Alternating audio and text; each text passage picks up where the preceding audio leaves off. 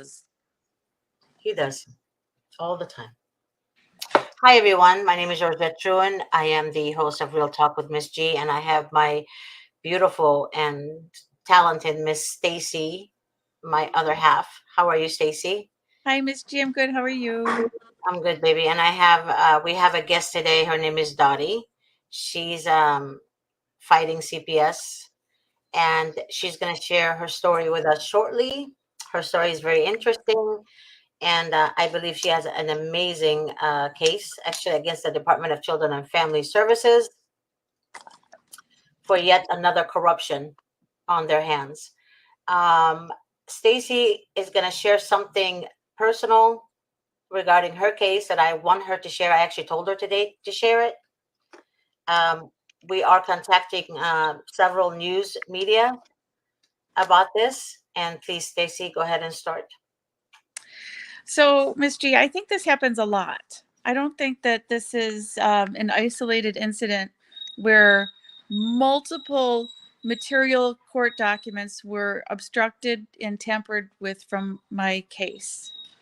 Um, the irony of it is we all know this is a crime now, and the world knows this is a crime in New York State because of the recent conviction of Donald J. Trump for Mm-hmm. 34 felonies of a similar type of crime with malfeasance of official government records. Mm-hmm.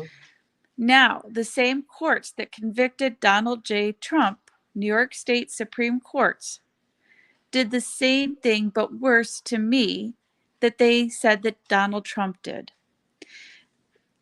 And the irony of this whole thing as it's going down, I thought last night, I think this was last night, I was like, let me count how many documents that I put an asterisk next to on my docket sheet and see how many documents it was that were obstructed from my official court record. Guess how many documents it was? 34. I saw it. I literally saw it, and I review all her documents, Stacy. And they did the same exact thing to her that they did to President Trump. And I want everyone to understand this is in retaliation against anyone that goes against them and names corrupt judges, names corrupt social workers, names corrupt court appointed attorneys, anything that has to do with child trafficking as well, they will go against. So basically, Donald Trump tried to he exposed many of them. And of course, that's why they're retaliating against him. Same thing with Stacey. When I read her brief, when I read everything about her case, I realized that she also has a lot of people in higher places to expose. And I've seen evidence on her case. I literally dissected Stacy's case, and the corruption is real. Okay. And I'm telling you guys right now, if they can do it to the president, a lot of people say, oh, yeah, well, judges have immunity. Well, I was telling Stacy, Stacy was telling me, So did Trump. so does As a Trump. former president, he had Yeah. immunities as well. Yeah. And they circumvented the immunity because of this apparent crime. Mm-hmm. Well, then this should mean that a lower judge Mm-hmm. who has immunity, that should be circumvented for the same thing. It's a double standard because Donald Trump is criminally convicted with 34 felony counts, yet 34 documents are obstructed from my official government records. Mm-hmm. And all of these judges got little or no accountability and are either enjoying the benefits of their retirement or are continuing to preside on cases from the bench. Mm-hmm. And I'm not saying all judges are bad, because one of my close friends is actually watching the show, and me and her went to high school and junior high together. And not all judges are bad. He's a judge, and he's a good judge. He's a very good judge. But the thing is, he's going to be following my shows now on a regular basis. And I just want you to know that when I had my friend Alice watch a couple of my shows, she couldn't believe that was happening. She couldn't believe that such corruption happens. And a lot of, how can I say it? The corruption is coming from within the states. Okay, so it starts with the states, and the states implement the counties. And actually, okay, so basically, the state are enabling the counties to do what they want to do. Okay, so they're enablers. So they're what the state judges does, instead of the judge being um, neutral and look at evidence, ask the right questions, he or she tend to side with the state, I mean, with the county social workers. So the county social workers got into a habit of not being checked. There's no check and balance, nothing, no checks and balances at all in this department. So they can do and say whatever they want to say. Okay. Um, I want you guys also to understand that cases like I said, I mentioned to you earlier, that involves the county and the state, and you're naming judges and again, all these officials, they will retaliate against you. So you have to have the proper attorney to defend those rights. Stacy had a great attorney in New York, but unfortunately, when he was he had to get a pro hac vici, right? And the attorney that gave him the pro hac vici, Stacy fired because he was biased. So Stacy fired him, and of course, when she fired him, that also removes the pro hac vici that he did for that attorney that she had. And her attorney was Richard, what? I forgot his last, Ducote. Ducote? Yeah, Richard Ducote. And that's why, and then after that, of course, you tell them what happened after that when he couldn't attend anymore. Yeah, they did whatever they could to, um, restrain me. They financially battered me so that I, couldn't afford representation as well. Um, whatever they could to compromise me to try and protect my children. And that pretty much sums it up. Like Donald Trump said, if they come after me, they're going to come after you. And that's the God honest truth. I know a lot of you guys hate the guy, no problem. But I used to be one of you guys that used to hate him too. I never voted for him. I Well, didn't start it's not believing even him. this doesn't even go to Donald Trump. This goes to Jesus Christ, because if Jesus Christ was persecuted, then so can we be. There you go. True. That is also true. But we know that the persecution of Christians has been like this from day one. But again, I mean, I used to not like the guy either. But when I realized that everything he said, I used to think he was talking out of his butthole, to be honest with you. But everything he said is actually came to life, and it's happening right in front of my eyes. And I couldn't believe that I was so naive and gullible, as always, trusting the wrong things, the wrong people, right? And I used to think the Democrats are for the people, but in reality, they're really, honest to God, not for the people. Honest to God, they're not for the people. They are for themselves, but they use the people because their vulnerability. They use it, make them look like they are there to help them by giving them food stamps and cash aid and you name it and all this. But in reality, you guys become a number in the system, and they know everything about you. They know your life. They know how many kids you have. They know everything about you, even the newborn, even an unborn child. They know that you're going to have an unborn child. And that you become a target that moment on, because again, DPSS and CPS work hand in hand together. Okay.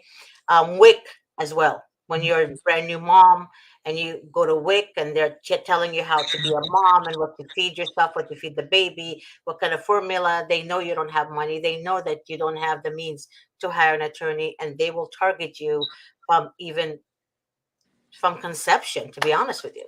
The day you put your foot in that WIC program, they have you under track. They're tracking your every move. Go ahead, Stacy. Say what you need to say. Can we hear Dottie's story? Because I'm really excited to talk about it. Yes, we are. But you're so bad. But I just want the people to know that they are not for them. For God's sakes. Dottie, do you agree with me? You agree with me, right? Thank Yes, I you. do. Thank you. Thank you. Now, let's hear your story, Dottie. Where do I begin?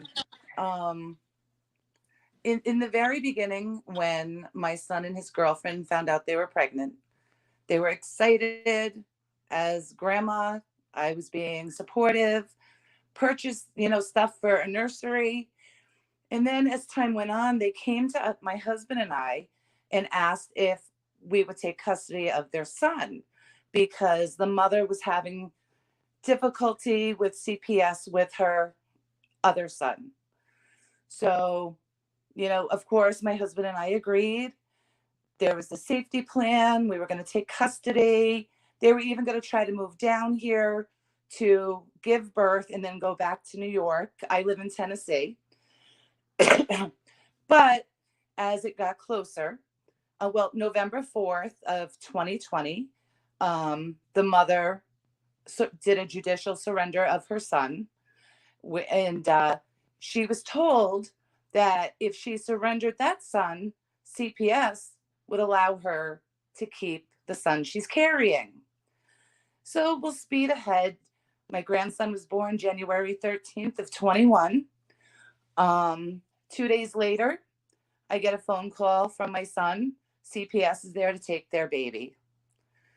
So, of course, I'm on the phone with CPS, got a hold of the grade B supervisor, let her know about the plan of us getting custody. And she said, well, you have to fill out the ICPC paperwork and go through the process. I'm like, let's start. So that was January 15th of 21. So it's also Martin Luther King's birthday weekend. On the 19th, we filed a custody petition with the family court. We had to do it electronically because of COVID. So we did that. They, let's see, January 19th. On February 12th, they returned the custody petition, citing that there was no notarized signature pages. But guess what was in that packet?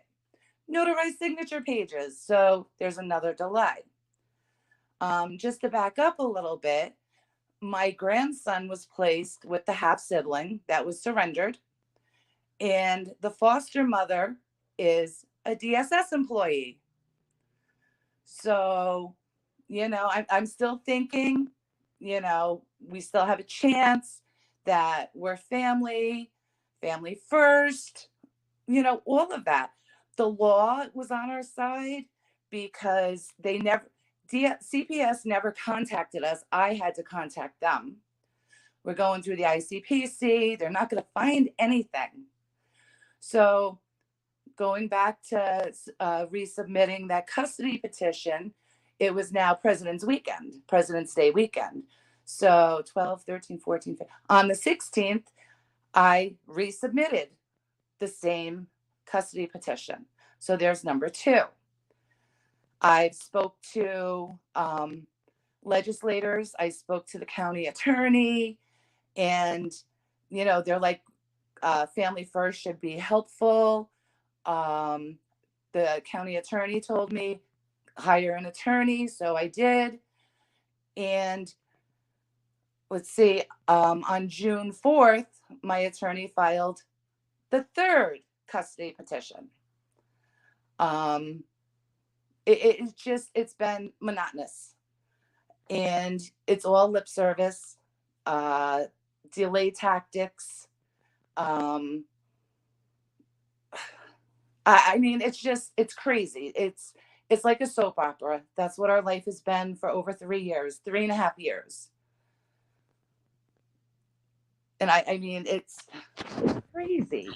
You know, um, Tennessee did the ICPC. New York State received that November of 21, approved. Um, CPS sent it over to the family court. We had court November 16th of 21. We were granted intervenor status. We otherwise the judge did not want to hear anything from my attorney because we all attended virtually. Can you put your phone where it was before? We can hear you better before. Is it okay now? Yes, now it is. Yeah. Sorry. So that was the first judge. We've been through 5 judges. So the first judge was retiring. The elected one came in January. We filed a custody petition in January. I believe it was January 14th of 22. We had a court date of April. It was adjourned. We finally got into the courtroom May 25th. At this time, the second judge ordered a bonding assessment.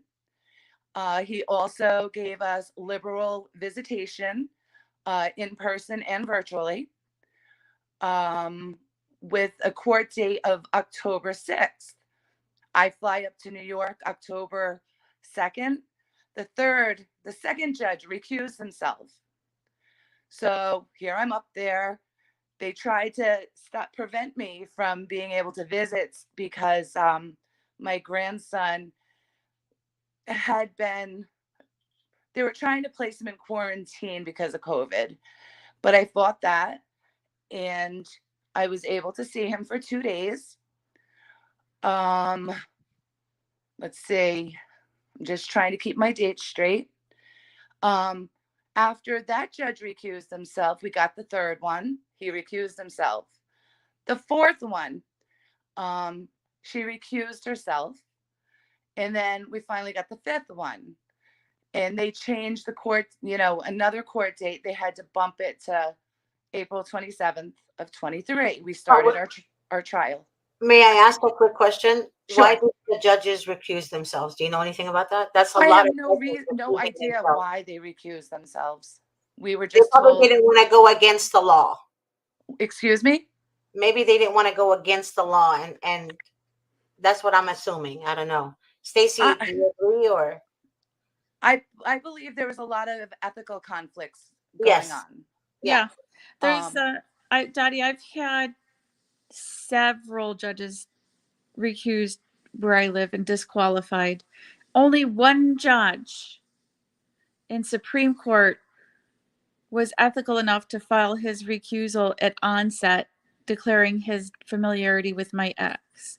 The rest made me figure out the relationship and have to file a motion to disqualify them. And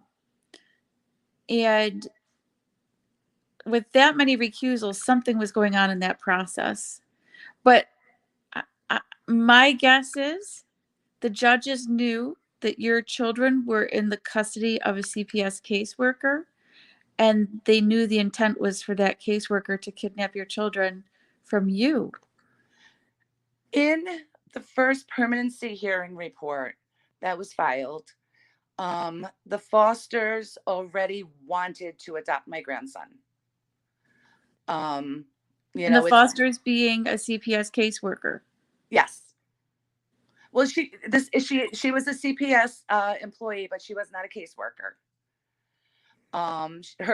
It is our belief her friends delayed everything to give more time for the bonding to occur.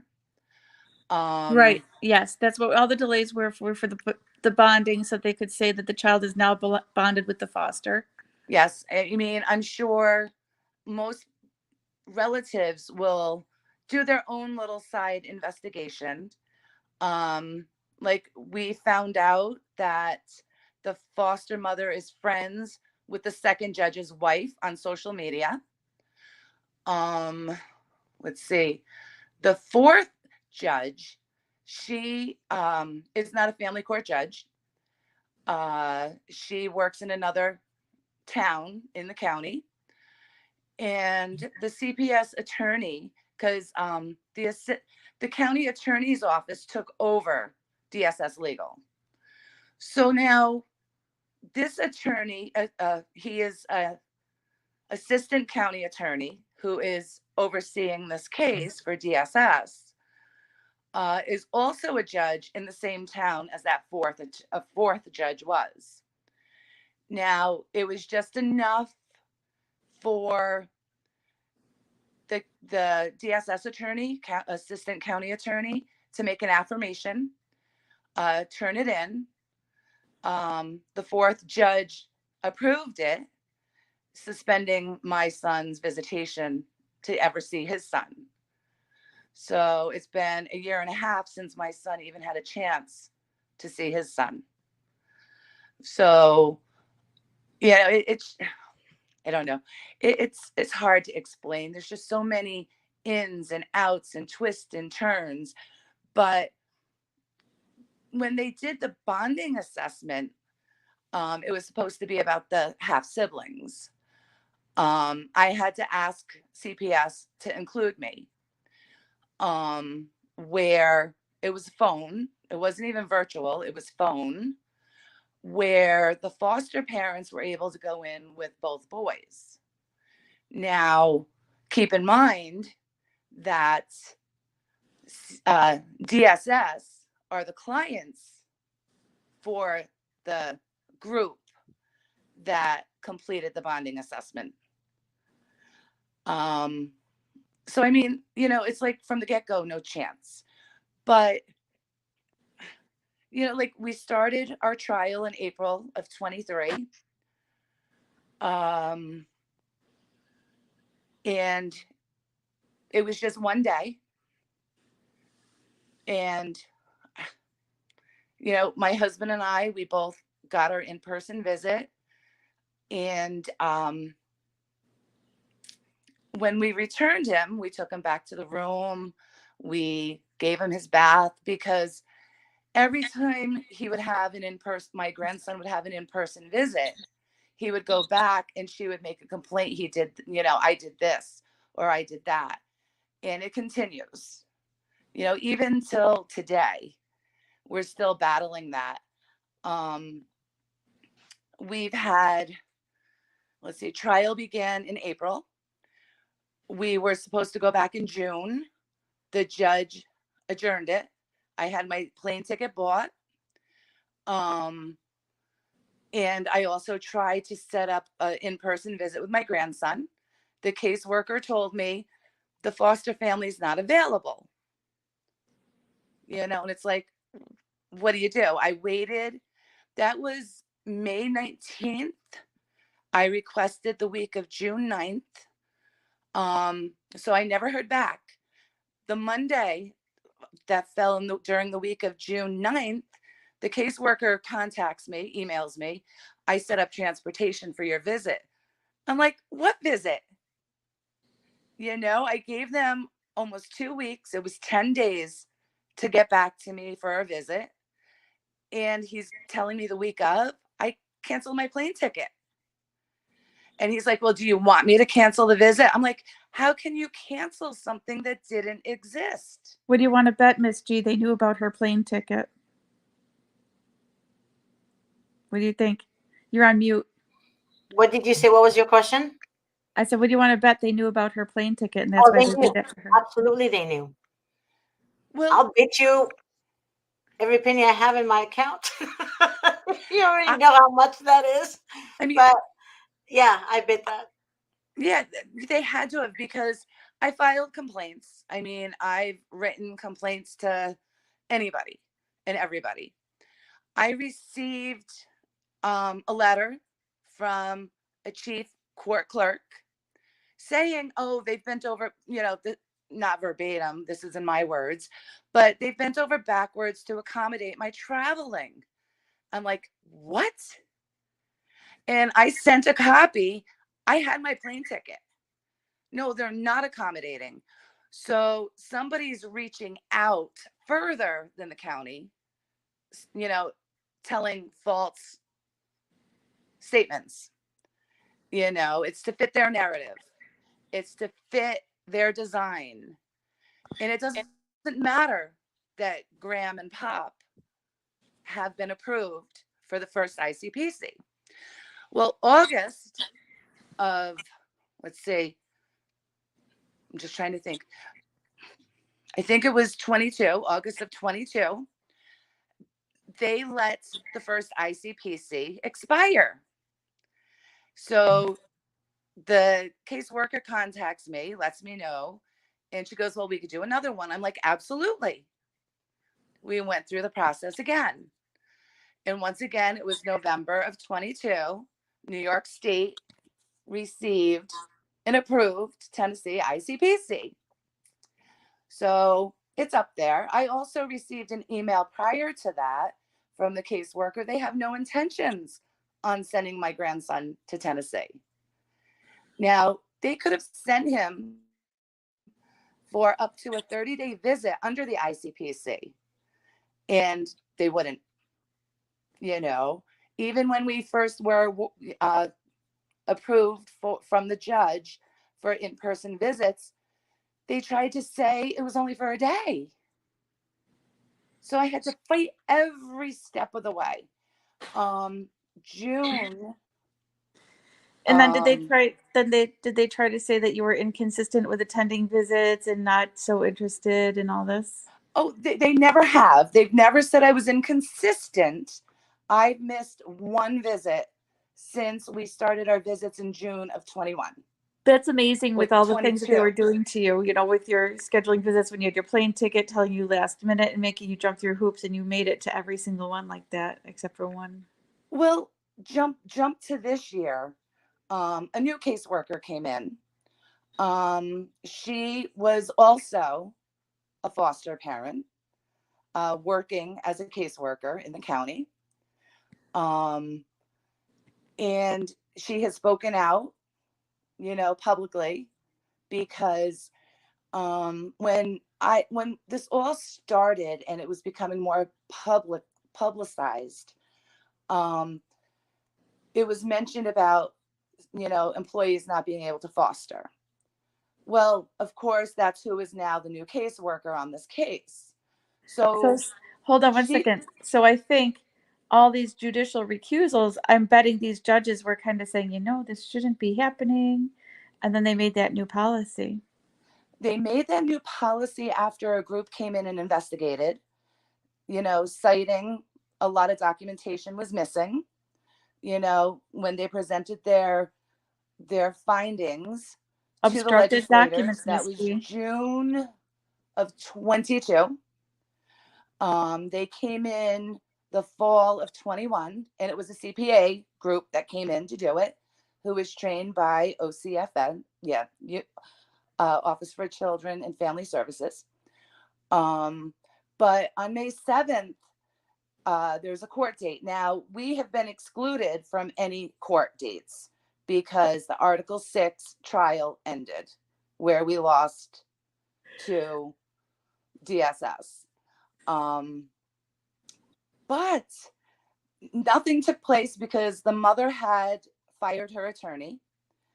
But DSS reports to the judge, this is according to an attorney who was in the room, that after any and all visits, not just ours, the sitter, he returns to the sitter distressed. Okay. The sitter is the foster father's mother.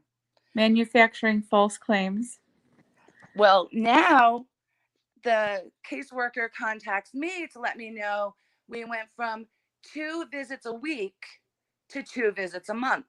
Wait, how old is the child? He is now 3.5. How old was he at the time?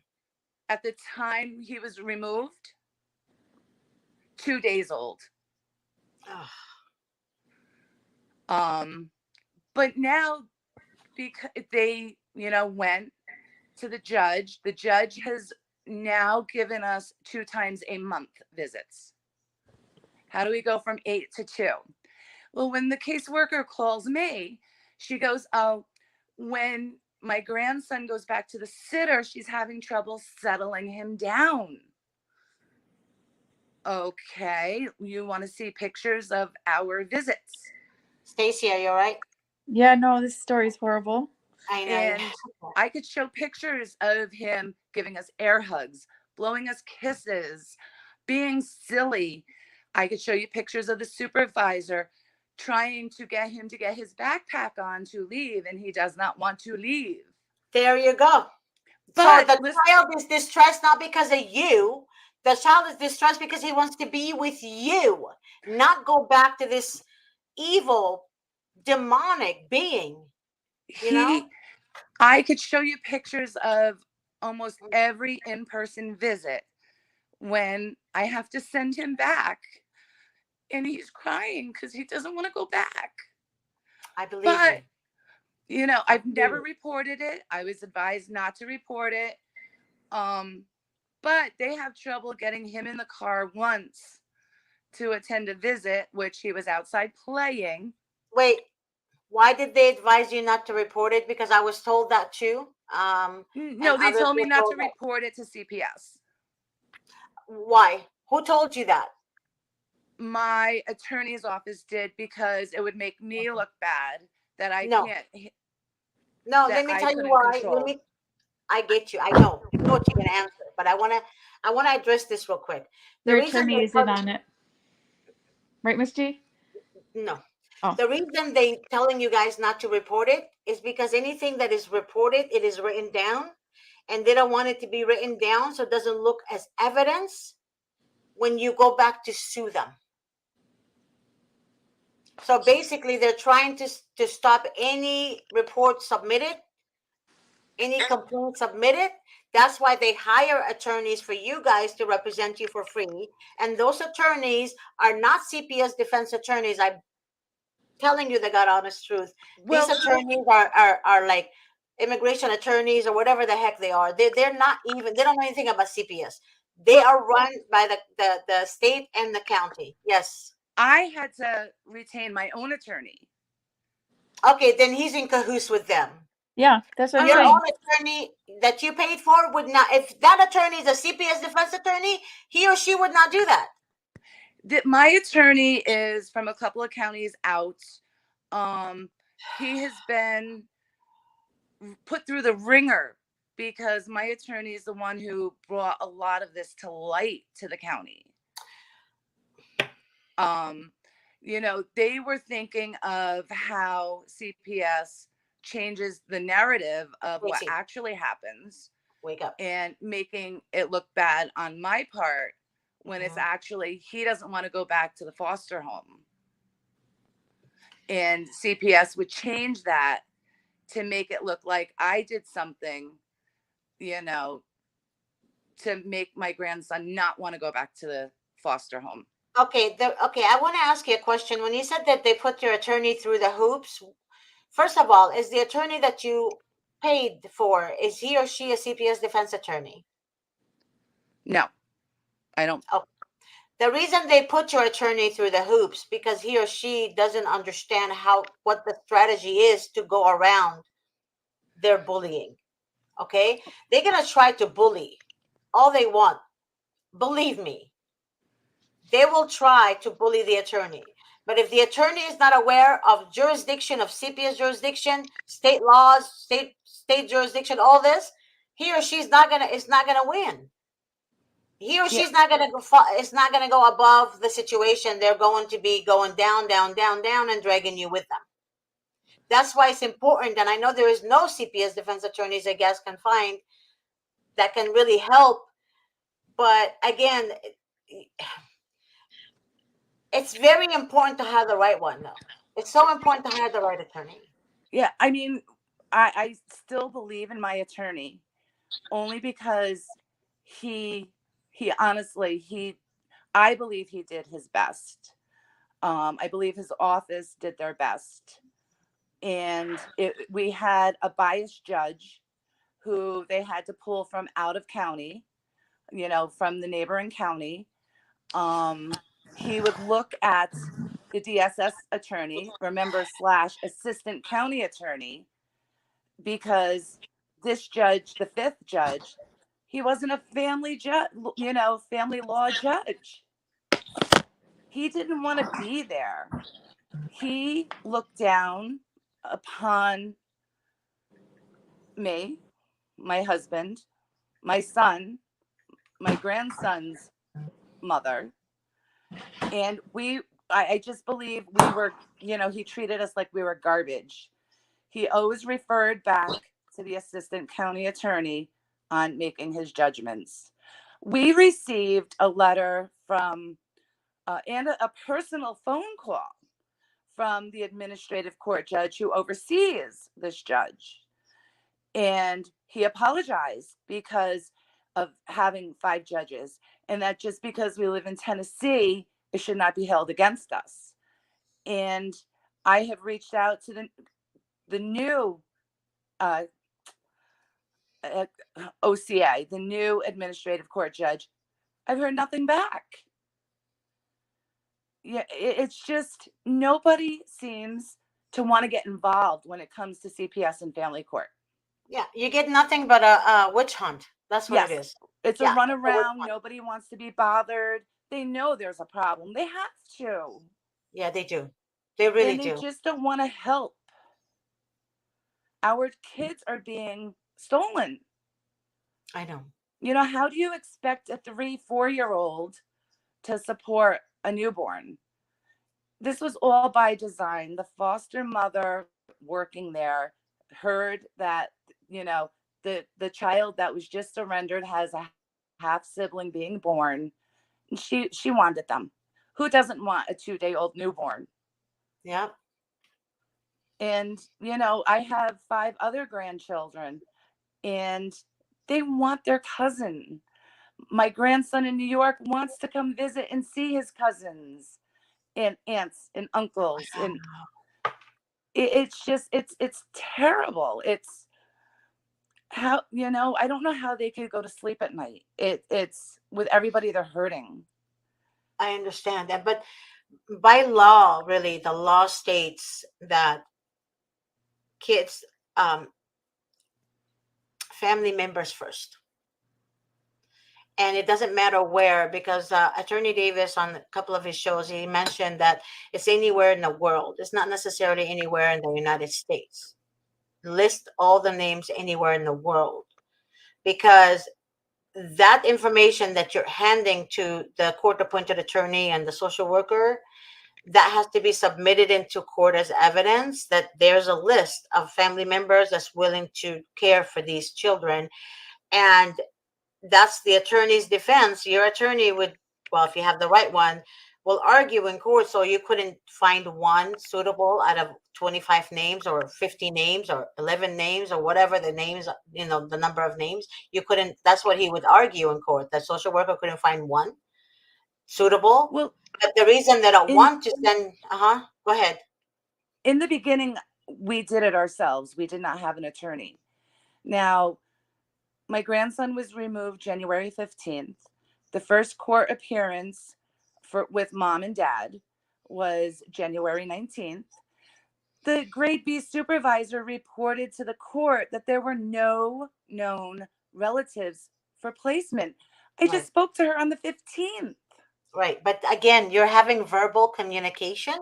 And again, you did not hire the attorney from the beginning. Had you hired the attorney from the beginning, the attorney's job, the CPS attorney job, is to ensure that you're going to have placement. I mean, that the child or the babies stay with you because you're a family member. Now, My but you guys son's wait attorney until, fought this. but My again, son's when you attorney open, went to bat. it doesn't matter. It doesn't matter. You have to have the right defense attorney, CPS defense attorney. You guys Well, did not have the right CPS defense attorney. I'm telling you, what they're telling you that they went around and they've jumped hoops for you, well, you don't know what goes on. They have other hearings without you. You I'm don't know what's going on. You're not the parent, and the right. parent doesn't even know what's going on. I I'm going based off of the documentation, and I was receiving guidance from the attorney. This attorney asked to be released from my son's case because of what was happening. She wasn't fired. She requested to be taken out of that case because she also was not from that county. Right, but guess why she did that? Why do they remove themselves from the case? They don't want to argue with the state and county. Why is that? Because he or she want to be a judge one day. Okay. Oftentimes attorneys, they want to be judges. So what they do is they have to be attorneys first, right? Right. Right. And then they work their way up to a judge, or on their back. I don't know how they do it. But anyways, the thing about it is it's all connected. So when an attorney removes herself from the case or himself from the case without you giving them a reason, it's because of that. They know their limit and they can't go pushing it anymore, right? Right. Because they don't want to retaliate against the state and county. Because in return, they're going to retaliate against them. You know what I mean? Right. Dottie? Yeah. So they don't, and believe me, there's a lot of attorneys who are retaliated against. There's a mother, actually, attorney. She's all over social media. She's an attorney. She fought really hard for her client, and they came after her own kids, after the attorney's children. That's how sad it is. So people don't understand the danger in going against them. That's why you have to go against them using specific strategy. You can't, like Attorney Davis, me and him deal with this daily, and I have him on calls with a lot of people that want to hire an attorney, and they all say the same thing. We're good parents. We have nothing to hide. Um, we're going to win this because the court appointed attorney is free. He or she is going to help us. But in reality, anything that's free is too good to be true. No, I And agree. yeah, so anything that's too good to be true, it's really not true, right? Because free, they need you. They have motives behind the free, okay? Because they're really not free. They get paid, You're but absolutely right. they still get paid, but they get paid to destroy your case. Okay, so none of these are going to help you. Basically, any attorney, a lot of people say to me and Attorney Davis, oh, well, the relatives, that is, the children attorney told me. Well, first of all, the children's attorney is not siding with you because she's in to make money for the county, because without the county's children, right, kidnapping children, that attorney is not going to have a job. And also the state judge is not going to have a job. They're not going to get paid enough. Right. Yeah, so you guys have to It's be all about the smarter. money. It's all about the money. That's all it is. So people say to us, It's well, your office is all about the money too. No, we offer services. We don't get paid by the state to destroy you. We offer services. So yes, we do need money, right? In order for us to give you our services. yeah. That's not it does not compare. The two doesn't compare. But the court appointed attorneys get paid for destroying your case. So that's why it's important to get to lawyer off from day one. You have a very good case, Tati. Very good case. But the case is so old right now, it's gonna cost you so much money if you want to hire an outside attorney to fight your case. Okay? But see, that's the whole thing. It's like CPS takes the kids for money. The Mm-hmm. families put in as much money as they possibly and humanly can. And they take it to the point where the families have to stop fighting because they can't afford to fight anymore. I think she needs a civil suit, Miss Gia, 1983. Yeah. The 1983, is that right? Yeah, that's what I think she needs. I think Because so too. it's so heartbreaking. I mean, I'm one family in that county who's fighting, and I know it's all over the United States, and it's Mhm. all over. But what CPS has done to some of the people I've been in contact with, it's scary. I had one of the legislators looking into it for me, only one, because he saw my documentation and he saw what was happening. But yet he wouldn't put the county commissioner or the county attorney, he wouldn't doubt them. And that's where the roadblock went. Dottie, But when you were going through your circumstance, I found those articles where the same thing happened in my hometown, and they did end up making the CPS couple that kidnapped the kids for themselves return the kids to the biological parents. Mhm. Town, it did happen. It did happen, yeah. it's see, and I'm not trying to be mean. I don't see the bio parents getting the kids because No, they have but mental you health should. issues. You should, because you're next of kin.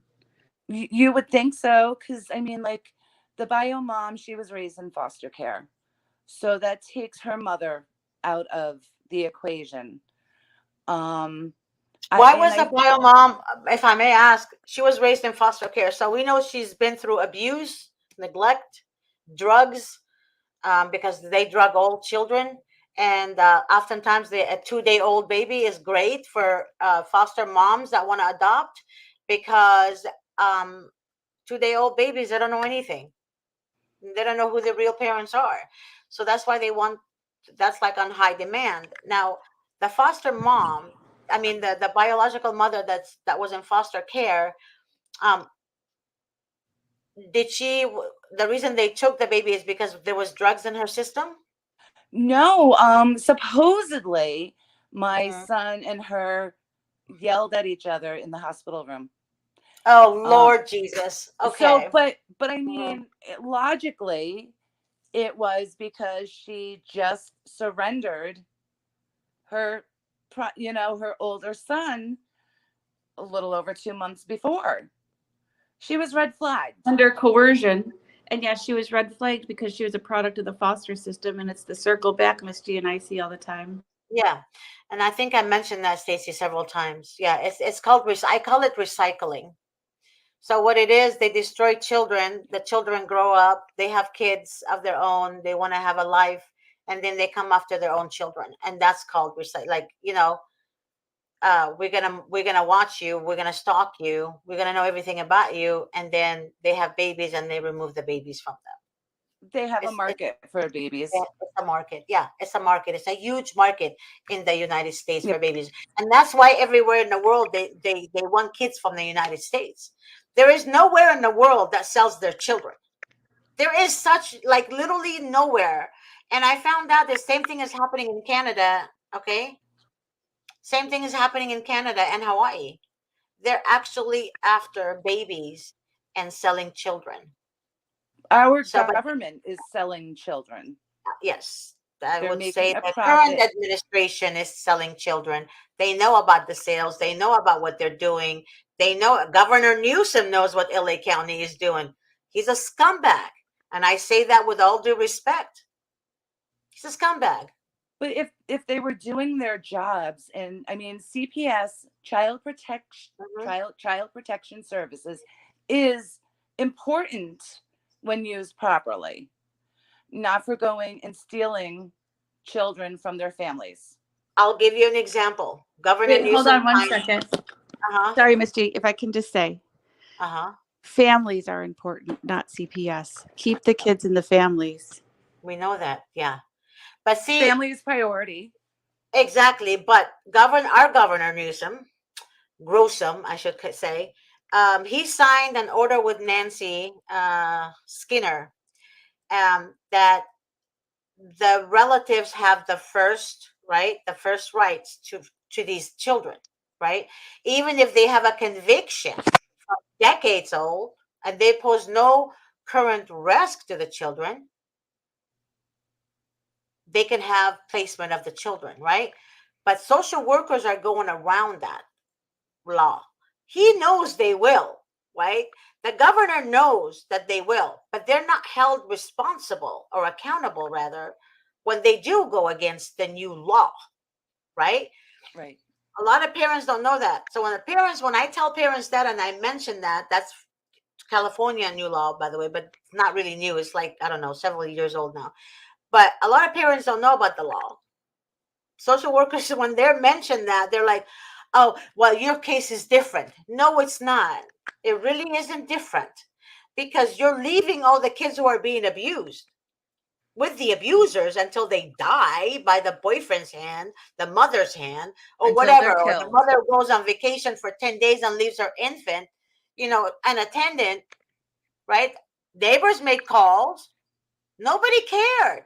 But the kids who are not being abused, the kids who are not being neglected, who are in good homes, who have loving family members, are the ones who they want to adopt. Why? Because social workers focus on the adoption because it makes more money. Now, foster parents become foster parents to adopt. That's the cheapest way to do it, right? Especially when they can't have children, they Or want to make get money. or Just make make money, they want just to to make have money. babies. Yep. Right. So Well, it's all again, it's family first, bloodline first, family first, for God's sakes. That has to be the most demonic spirits in them. Like they're horrible because only demons want to separate what God put together, well, right? CPS has used the excuse that they placed my grandson with his half sibling, so therefore he is placed with family. No, he's not. Well, the half sibling was surrendered, so therefore maybe That is the adjudication. bloodlines they're related, but there's, legally they're no longer siblings. Um, and they used the law that he was placed with family. And because the foster parents adopted the half sibling, they are now my grandson's family. The No, foster parent CPS caseworker. that was a trap. You know why? Because they knew that baby was going to be born. They knew it. So that was a trap. That was a strategy, a demonic strategy from the social worker to say, "Oh, okay, well, he's with siblings, half siblings. That's why she wanted them." Well, Get it? listen, It was a trap. They were yeah, using that as an excuse. there's rumors, just no proof. But the foster mother was allowed to resign her position um late March of 22. Wait, 22. Um, and then she took a position in another county position. Um, like I said, there's rumors surrounding how, but that was all done before the investigation results were made public. Isn't that a little Hmm. fishy? Very fishy. But it's that's what they did. And I've got proof. I've got the documents supporting that. Yeah, but the thing is, oftentimes you guys have proof, but was the proof submitted into court as evidence? That's the thing. Every proof that you guys want to collect, you always have to submit into court. A lot of you guys don't understand. You can't even appeal that decision, the court decision, if the proof you have was not entered into court as evidence. I see. I honestly, not being an attorney, I don't know how, all of that's done. Like, I pushed, it was very important to me to get my call log that I spoke to that grade B supervisor on the 15th. After she went to court on January 19th, that there's no relatives, it was reported, oh, she spoke to me around the 25th. No. And because she agreed that she did speak to me, that call log couldn't be put into, um, as an exhibit. Wow. There's articles written from that investigation that, they were given recommendations that more information should be in the case files of who was at the meeting for placements and all of this. That was missing. It wasn't part of their records. And even during the trial, the witnesses from CPS, they couldn't give direct answers. And they were allowed to say, I don't know, I can't remember. One even came in and said she doesn't even know why she's testifying today. Wow. It's scary. I trusted the government. I trusted the law until this happened. I was very naive. Never. I've got a recording of the county attorney stating, "Oh, he's helping us because what they did was wrong." We're We all got into this the same way, Dottie, so don't feel bad about that. We all got into this being naive and trusting our government. Because if we didn't do anything wrong, what do we have to fear? See, that's the thing. The innocent is always guilty, and the guilty is always innocent in the law. Okay, so when it comes to law, how many times have you heard of men who are jailed who found out later, the court found out later, 35 years later, that they're innocent? Yeah. They wasted 35 years of their lives, right? Right. So the corruption um, is so bad that most of the jail facility have innocent people there. When people say the system works, our judicial system doesn't work. It only works for those who have money. Yep. And I'm being honest with you. I I And that's agree. the bottom line. We have clients who sold their homes to hire Attorney Davis, because they know that they can easily buy another home, but they can't buy their own kids again. So they figured either the house or the kids, and they chose their kids. I'm not kidding.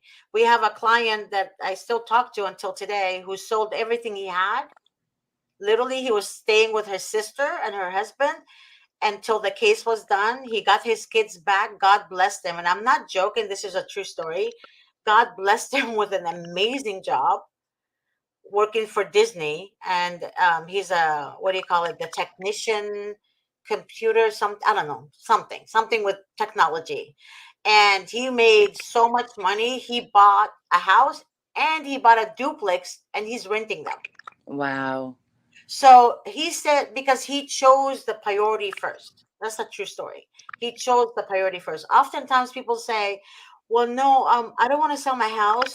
Well, I'm not going to have a house for the kids. But what you guys don't get is the kids are your blessing. Right.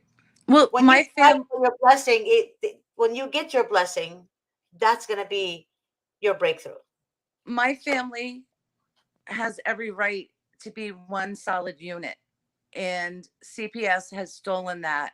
There's a piece missing. Now, like, I cannot sell my home and my property because I have one son with his wife and four kids on the property. Hmm. I have another son with his girlfriend and their son on my property. Then, if I was to sell, where do all of them go? We've provided the shelter for the two sons who live here that came with us to Tennessee. That's really We sad, Miss provide G. shelter for five grandkids out of six. That's really sad, Miss G, because these children are missing a very close knit family that all lives together that could have supported them to grow up. I will. I walk out on my back porch. I look to my right. There's one set. I look to my left. There's the other son and his family. My grandson would have been right in the middle. I have the day that they took my grandson away, I had another one being born. So they're only 2 days apart. Oh my God. So here, while I should be happy and excited, which I was for one being born, I'm fighting CPS because they're stealing my other one. I want you to keep away from uh, announcing any child siblings that you have. Let's keep away from that, Okay. um, because you don't want them to know. Well, that's been some of the heartache and suffering that we've done.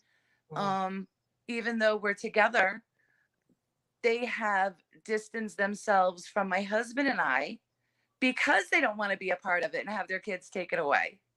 Oh, that's So, understandable. Okay.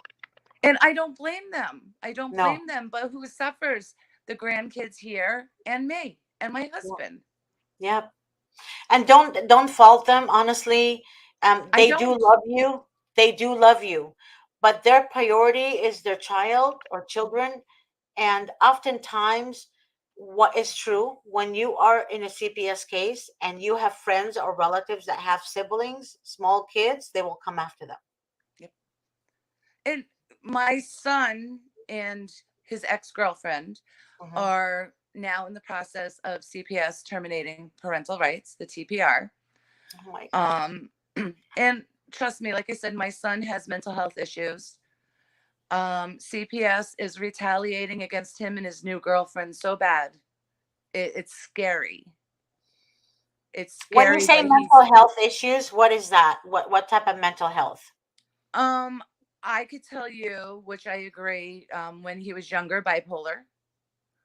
Um I couldn't tell you what they called it through the the testing they did up there. Once again, CPS is their client, so they're going to make a narrative that fits what CPS wants for their design. But wait a minute. Was he diagnosed by CPS or by a professional? He was diagnosed by CPS's professional group. Okay, that's a lie It, because it, it- yes, it's a and it lie. was I'm used sorry. in the Mhm, trial. It mhm, was used against me. mhm. Um, I mean, you know what I'm dealing with. It's crazy. You feel so alone. CPS wants to demoralize the people who are going up against them.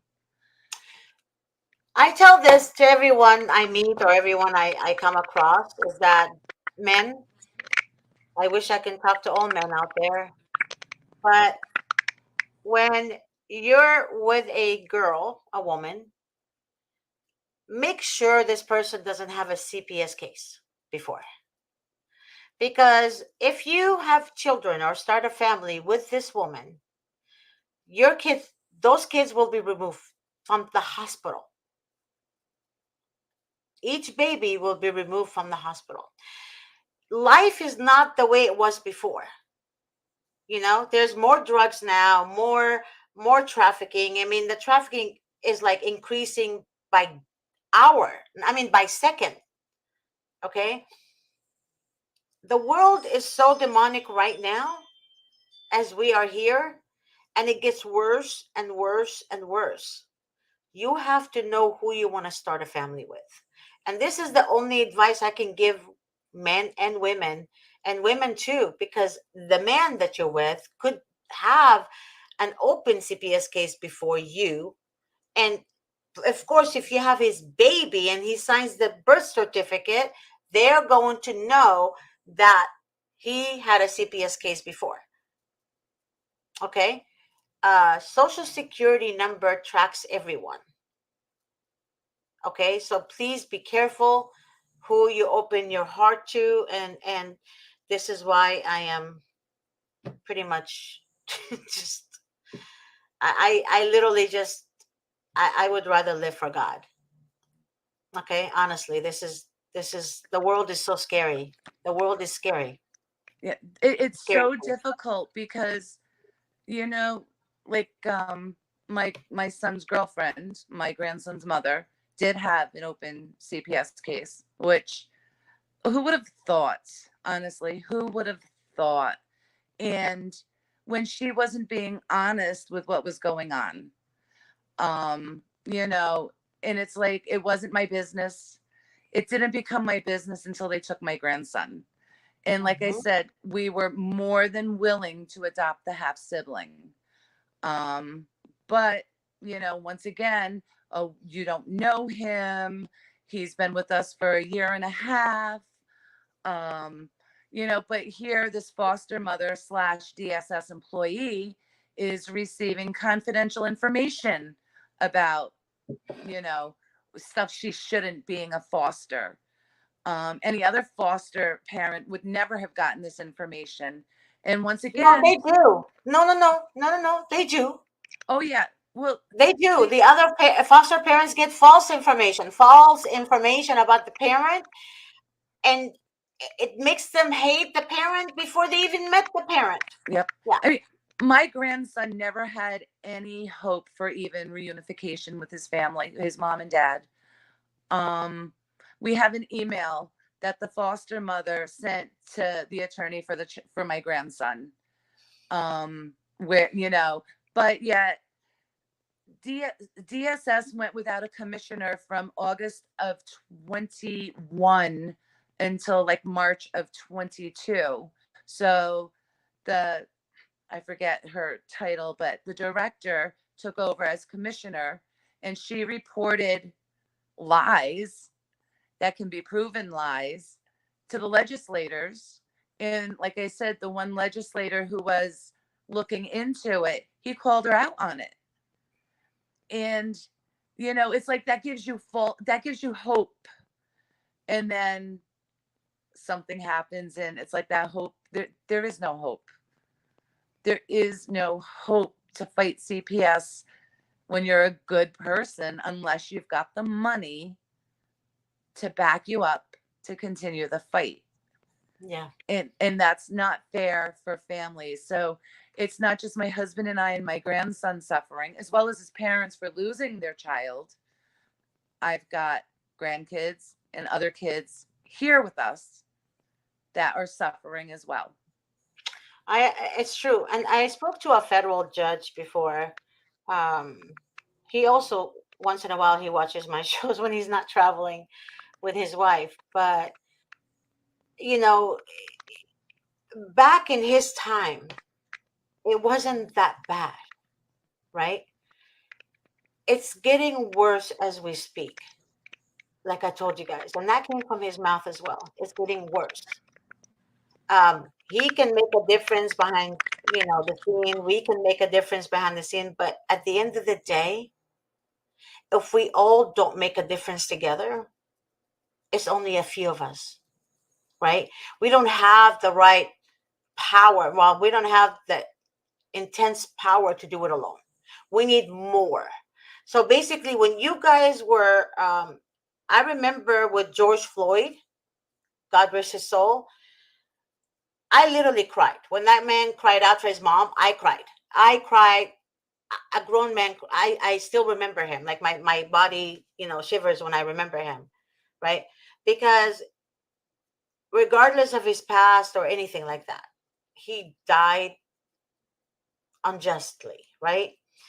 Everybody in the country, they marched for this man, right?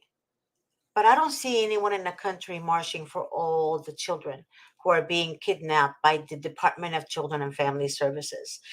If the government sees all of us like this, blacks and whites and Asian and Middle Eastern and Chinese and whatever, purple, green, it doesn't matter, marching together as one, oh boy, the Biden administration is going to poop bricks, right?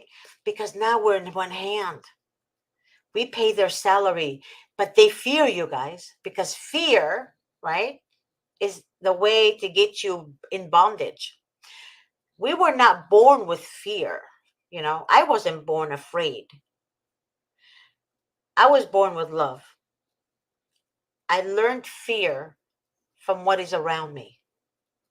But then when I learned again that fear is not from God, it's from Satan and his little demonians, right?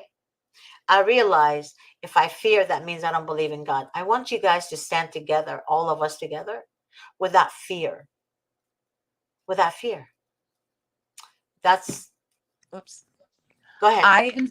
I am speaking out, knowing it's going to hurt me and my family, but others need to know that they're not alone. And if we unite as a unit, a whole unit, it's so easy to sweep one case under the rug. But if we stand united, they can't sweep us all under the rug. They can't.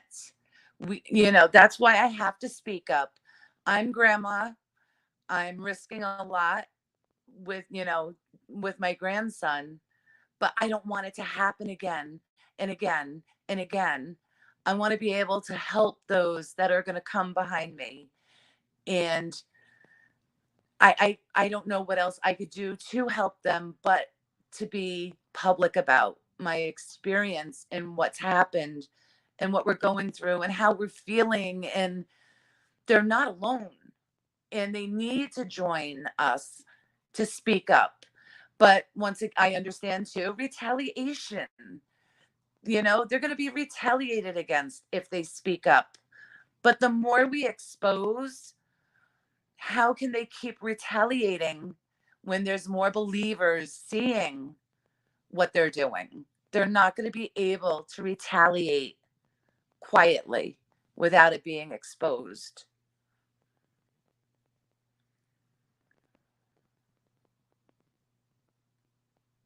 Families need to be together. That's what God wanted, was for families. They we I need to. want to say something. I want to say something. When we invite fear, we separate ourselves from God.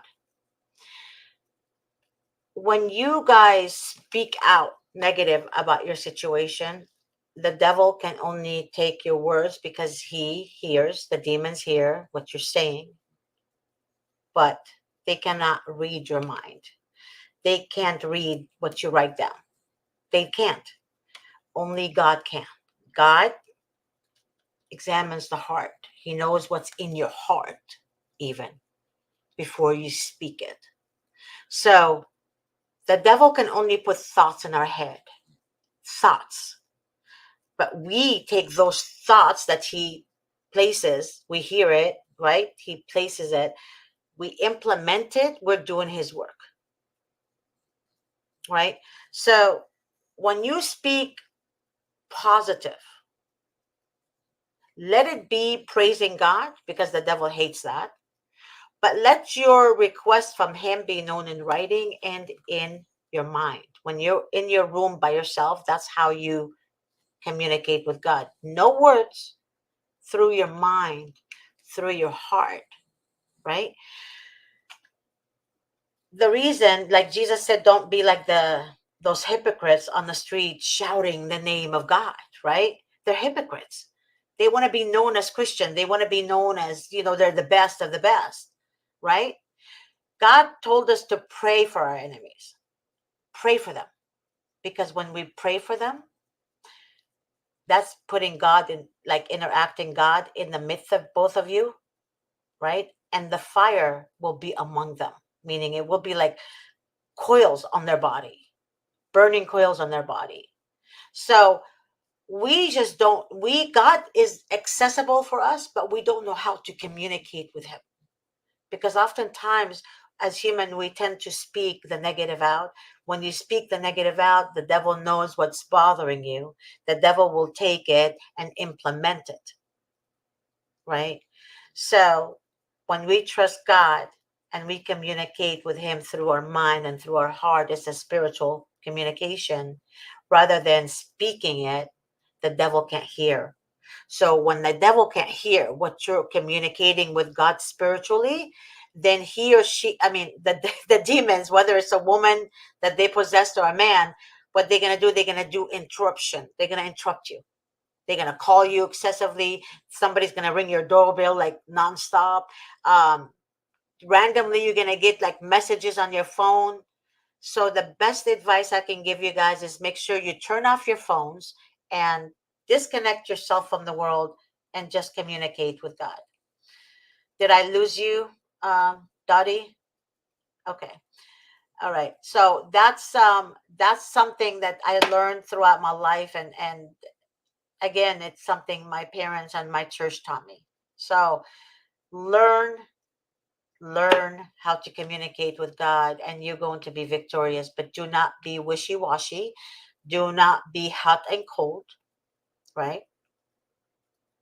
You have to lukewarm, I mean. Don't be like, oh, there's God. Oh, no, there's no God because God didn't help me. Oh, no, you can't do that. You can't be like that. That doesn't work. God is interacted through our faith and through prayers. You cannot be living in a sin and expect God to be in the midst of darkness. Darkness, you can't put a holy person in darkness. That's why the light overpowers darkness. You have to be in the light if you want God to be with you. And that's the truth. I mean, I don't know how else to explain it to you guys, but you need to stay away from clubs, from drinking, from drugs, from sleeping around with different people, you know, I mean, I don't like that part, honestly. Don't do that. Don't do that, because your body is a temple. It's a holy temple too. The Holy Spirit is in you. If you are living in sin, the Holy Spirit cannot be in sin, right? The Holy Spirit will separate you, will be separated from the Holy Spirit. Sin is what separates you from God, period. Take it as you wish. I mean, I'm just telling you the truth. I'm not forcing this on anyone. You guys are old enough to make your own decisions. Even God gave us the free will to make our own decisions. But I choose God before I choose anyone in the world. Okay? God even comes before my family. And I'm being honest. He comes before my family. Okay? And if you guys have that kind of relationship with God, there is nothing impossible for him.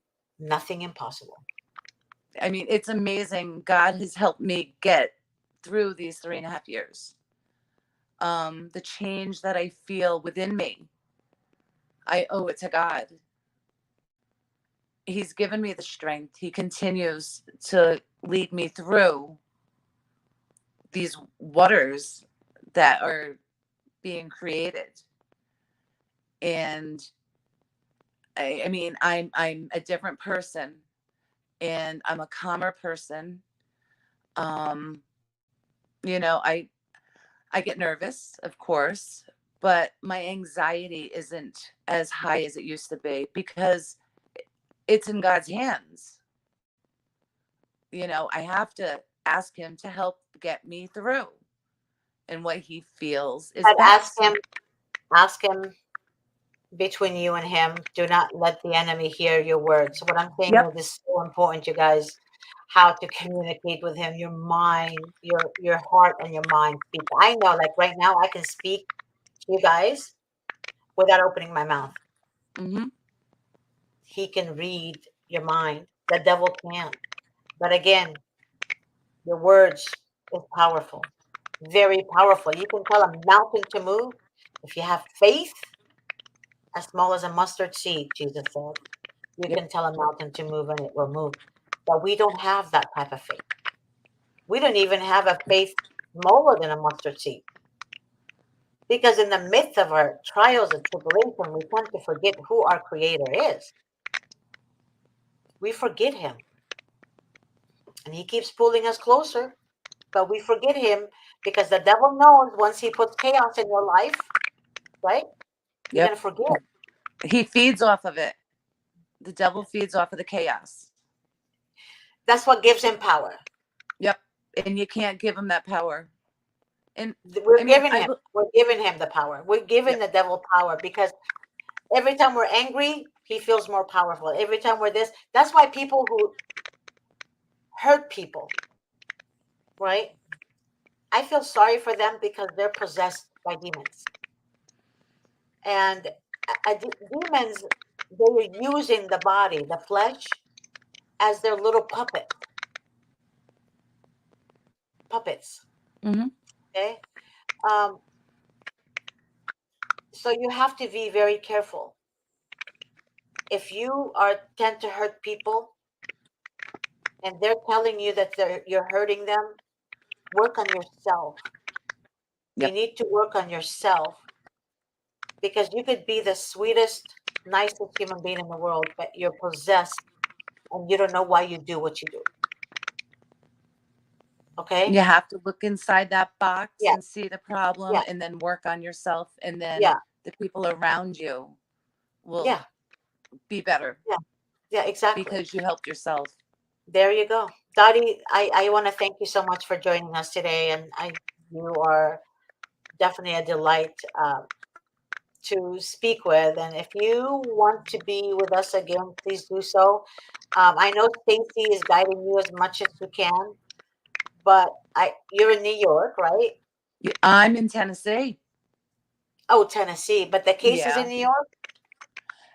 My grandson is in New York. Okay, got it. Okay. Um, yeah. Well, So thank you for having me. I want you to, I'm going to ask Stacy some more questions about it. And I'm going to talk to her more about your case. And Okay. I'm gonna see if just let me work it out with her, okay? Okay. And then we'll go from there because there is a way to get your grandchild back. There's a way, and I will talk to Attorney Davis as well too. Okay. Okay. Thank you, Miss All right. G. You are so welcome. Thank you. I'm honored to meet you. I'm honored to meet you and have a beautiful afternoon in California. Thank you so much. Bye. Bye, sweetheart. All right, everyone. I'm gonna end the show. And Ashley, I did not ignore you, baby. Archie, thank you for watching again. Ashley, I read all your messages, and if you're still there, I'm not sure if you are. Um, but if you just call me at 626-631-8901 or text me at the same number. Again, 626-631-8901. You can text me. That is my direct work number. You can text me. Uh, there's a few questions I want to ask you about your comments about your case. All right. All right, everyone. God bless you. Stay safe, and don't forget to pray. And I will see you guys next week.